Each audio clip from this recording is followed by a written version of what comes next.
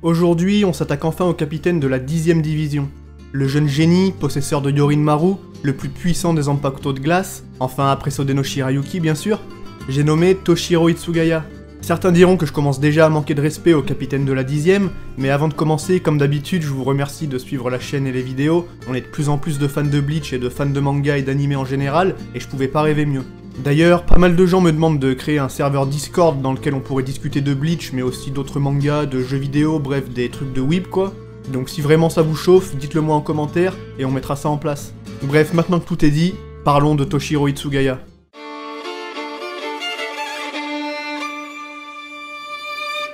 Pour commencer cette vidéo sur de bonnes bases, bien qu'Hitsugaya soit un perso très populaire, je dois vous dire d'emblée que je ne l'apprécie pas énormément. Son développement est selon moi très inégal et je ne comprends pas réellement ce que Kubo a voulu faire avec ce personnage. Comme bon nombre de capitaines, Toshiro se dévoile lors de l'arc Soul Society, et étonnamment sa première apparition lors de la réunion des capitaines est un de mes meilleurs souvenirs de Bleach. Le fait de voir un enfant parmi les capitaines, qui à l'époque semblaient tous assez rudes et tous surpuissants, m'avait tellement chauffé que je pouvais pas m'empêcher de me poser des questions du genre mais qui est-il?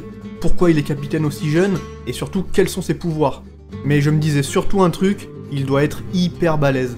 A l'époque j'étais innocent, je devais avoir 12 ans et le fanboy en moi était overhypé par ce perso ultra classe et au design qui fait mouche instantanément.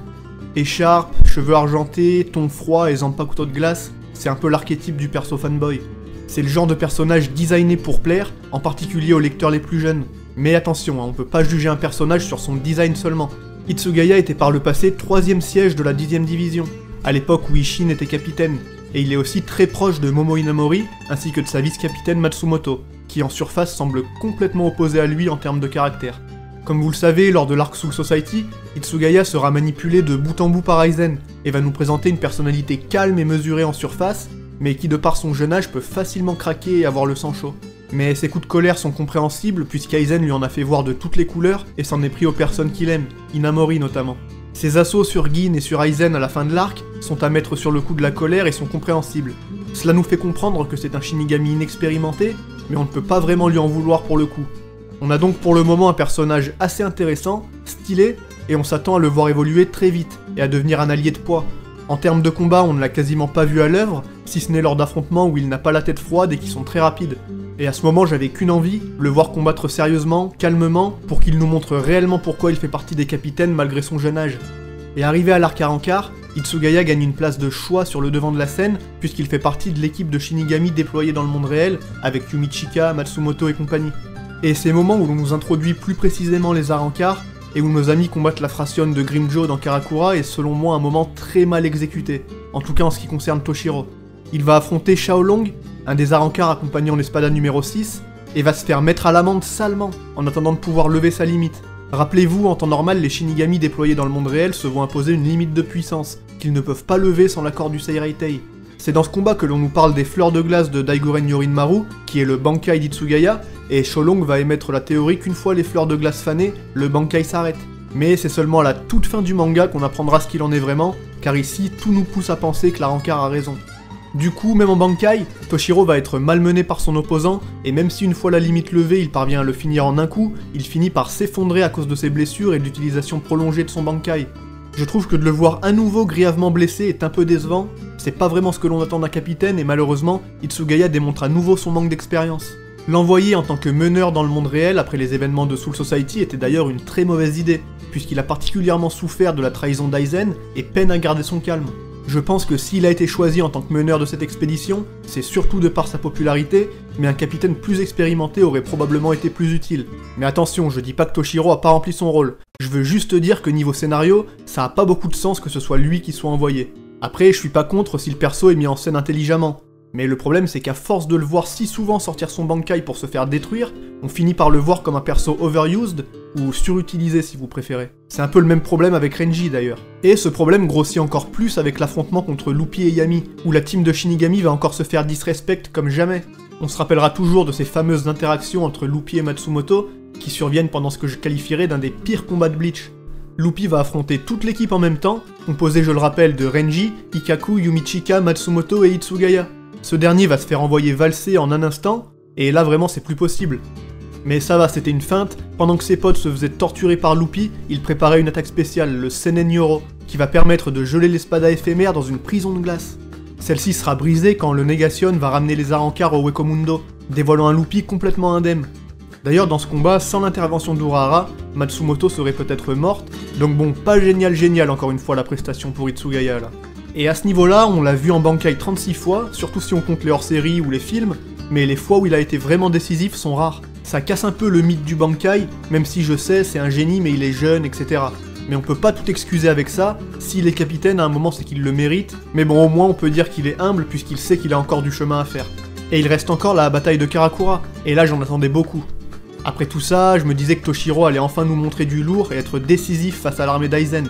Après tout, jusqu'à maintenant, il n'a pas encore rendu quoi que ce soit à l'ex-capitaine. Je pensais donc qu'il aurait un rôle majeur, et ça partait bien puisqu'il se lance dans un combat avec Haribel, l'espada numéro 3. Bien qu'il semble un peu confus au début, notamment à cause de l'arrivée d'Inamori, il finit par se reprendre et affronte son ennemi avec calme et confiance. Haribel semble dominer légèrement Hitsugaya en termes de puissance, et ses capacités une fois libérées sont basées sur l'eau, et les deux ennemis peuvent donc difficilement se faire des dégâts via leur pouvoir. Et là, on va avoir du beau, puisqu'Hitsugaya va révéler une nouvelle technique qui cette fois-ci est vraiment cool et bien amenée, le Yoten Yakaso. Il peut contrôler le climat afin de faire tomber des espèces de flocons par milliers qui au contact de l'adversaire se transforment instantanément en fleurs de glace. Son adversaire n'aura absolument pas le temps de répondre et se retrouvera congelé dans un gigantesque pilier de fleurs de glace. Une technique qui montre l'évolution du capitaine de la 10ème, puisqu'il ne la maîtrisait pas en Bankai jusqu'à maintenant. Et là c'est pas mal, Hitsugaya qui a battu un top 3 de l'espada tout seul en combattant intelligemment. On nous montre que son pouvoir était supérieur à celui de l'ennemi et que Yorinmaru n'est finalement pas à prendre à la légère. Mais non, faut pas rêver. L'apparition de Wonderwise et son cri de malade vont détruire le pilier de glace, et Haribel est toujours là, au calme. Je suppose qu'il fallait aussi que les Vizards aient leur part, mais là non. À la limite c'est ok pour Baragan qui lui aussi était en mode j'ai perdu mais on sait pas trop, ça passe parce qu'au final Soifon et Hachi réussissent vraiment à le battre. Mais pour Hitsugaya, certes on a les moments trop drôles avec Iori, mais au final ils font rien. Je rappelle bien sûr qu'on a Iori et Lisa qui viennent aider Hitsugaya dans son combat contre Haribel. Mais au final c'est carrément Aizen qui perd patience et tranche lui-même l'espada. Comme s'il lui disait non mais sérieux Hitsugaya t'abuses JPP là. Le pire c'est qu'à l'arrivée d'Iori et Lisa pour l'aider, il leur demande de s'occuper de l'espada pendant qu'il va se battre avec Aizen. Sérieux. Ok il sait pas qui sont les Vizards mais bon. Quoi qu'il en soit, après avoir battu la majorité des ennemis, les Shinigami s'attaquent enfin à Aizen, et Hitsugaya va encore être le dindon de la farce. Ils vont tenter de prendre l'ancien capitaine de la 5ème division à plusieurs, mais l'illusion de Kyoka-Suigetsu est bien trop puissante, et les Shinigami sont en fait en train de faire n'importe quoi. Ce moment est très cool en soi, surtout quand on a la réaction d'Ichigo en mode « mais vous foutez quoi les gars ?» Et là bim, l'illusion se dissipe et on voit qu'Hitsugaya vient en fait d'empaler Inamori, pensant qu'il s'agissait d'Aizen. Aïe aïe aïe, vraiment ils l'ont pas respecté.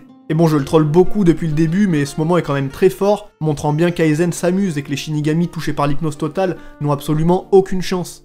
Mais du coup, Hitsugaya encore une fois n'a pas été décisif, et après s'être fait mettre hors d'état de nuire par Aizen, comme le reste de ses camarades, il n'aura plus aucune interaction majeure dans cet arc. C'est extrêmement dommage, car on a l'impression que ses actions n'ont encore une fois pas été déterminantes, et il n'a pas pu rendre à Aizen la monnaie de sa pièce. Évidemment, je sais bien que c'est pas lui qui finirait par le battre, et il a tout de même vaillamment combattu, mais globalement je suis déçu de son traitement au cours de cet arc. Bon, l'arc Fullbring, on va rapidement passer dessus. Toshiro fait bien sûr partie de l'équipe venue prêter main forte à Ichigo contre les Fullbringers, et il affrontera Yukio, mais bon, c'est un no match. Pour une fois, notre petit capitaine peut se la péter et se permettre d'être classe pour de vrai. Il semble d'ailleurs qu'il ait décidé de s'entraîner comme un ouf depuis la fin du combat avec Aizen. Et on se retrouve donc au dernier arc, la guerre sanglante des 1000 ans.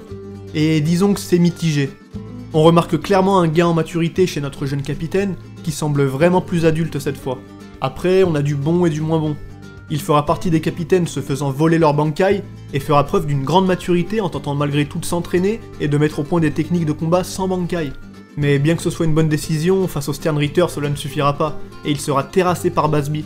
C'était sympa de voir les techniques issues de l'alliance entre Yorinmaru et Aineko, mais bon encore une fois ça ne fonctionne pas. On commence à nous refaire du Hitsugaya classique et c'est dommage. Au final, Kangdu, ou Changdu, je crois, je sais pas trop comment ça se prononce, le Stern qui lui avait volé son Bankai, arrive en estimant que c'est à lui de tuer Toshiro.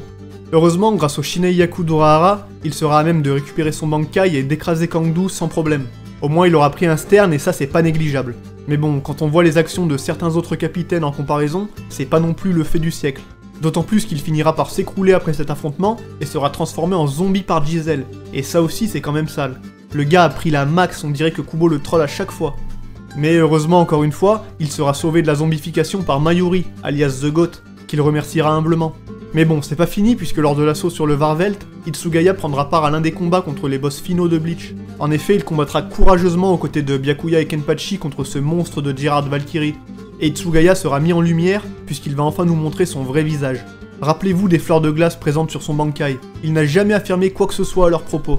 Et leur vraie signification est la suivante: lorsqu'elles sont fanées, le Bankai libère sa vraie forme, dévoilant Hitsugaya sous forme adulte, en mode dieu des glaces. Et oui, je sais, il est beaucoup trop stylé, avec son costume de Stern Ritter, en plus là j'avoue c'est un coup à faire mouiller toutes les fangirls.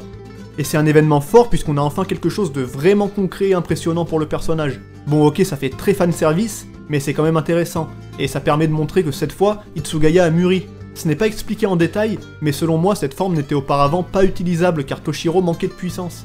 Lorsque les pétales se fanent à la fin de son combat avec Xiaolong, cela semble le blesser grandement, car à l'époque il ne pouvait sûrement pas prétendre à utiliser son vrai pouvoir. En tout cas, sous cette forme, il est capable de geler Gerard Valkyrie de la tête aux pieds en un instant, et je vous rappelle que Gerard Valkyrie c'est pas un poids mouche, le mec fait 30 mètres de haut à ce moment-là. Bon, il réussira à s'en sortir quand même, mais bon. Toshiro sous cette forme est une sorte de Yamamoto version glace. Le moindre contact avec lui et on gèle instantanément. Autant dire que face à un adversaire classique, Hitsugaya pourrait désormais se révéler monstrueux. Enfin bon, ça c'est seulement si l'adversaire laisse le temps au pétale de se faner. Mais, et oui, il y a à nouveau un mais, on a encore une fois un ennemi qui est tué par le grand méchant de l'arc. Sérieux. C'est dommage parce que cette fois, oui, on a vraiment un développement pour Hitsugaya, mais le fait que celui-ci ne soit encore une fois pas décisif ou déterminant pour l'histoire laisse tout de même un petit goût amer. Et c'est là-dessus que se termine l'histoire de Toshiro Hitsugaya. Il y avait beaucoup à dire sur lui et je sais qu'il a beaucoup de fans et que mon opinion n'est peut-être pas majoritaire en ce qui concerne ce personnage. Mais rappelez-vous que c'est la mienne et qu'elle n'est pas universelle. J'ai pas pour but de trigger les fans d'Hitsugaya, d'ailleurs moi j'aime tous les persos, excepté peut-être 2 ou 3, donc c'est que de l'amour et comme je l'ai déjà dit, aimer un personnage ou une œuvre ne veut pas dire qu'on trouve tout parfait, et c'est en apportant des critiques qu'on peut apprécier l'œuvre dans sa globalité. En tout cas, j'espère comme toujours que cette vidéo vous aura plu, et si c'est le cas, bourrez les likes, donnez-moi vos avis en commentaire, et abonnez-vous pour plus de vidéos Bleach. Plus d'amour égale plus de hype pour le retour de l'animé, égale encore plus d'engouement pour Bleach. Et avant de terminer, je voulais annoncer un petit truc pas en rapport avec la vidéo, mais avec les light novels Bleach. Si vous souhaitez pouvoir les lire en français, il y a une équipe de tweetos menée par Lam Stark qui s'attelle à traduire tout ça pour vous dans une qualité irréprochable. Je sais qu'il y a beaucoup de gens qui n'ont pas encore pu se plonger dans l'univers des light novels, et si vous êtes un fan de Bleach, je vous garantis que ça vaut le coup. Donc si vous voulez voir ça, il vous suffit d'aller check son Twitter. Pour le moment, il n'y a que le tome 1 de Spirits Are Forever With You, mais la suite est en préparation. Bref, les liens sont en description, et sur ce, je vous remercie grandement d'avoir regardé cette vidéo jusqu'au bout, je vous dis vive Bleach, et à la prochaine tout simplement.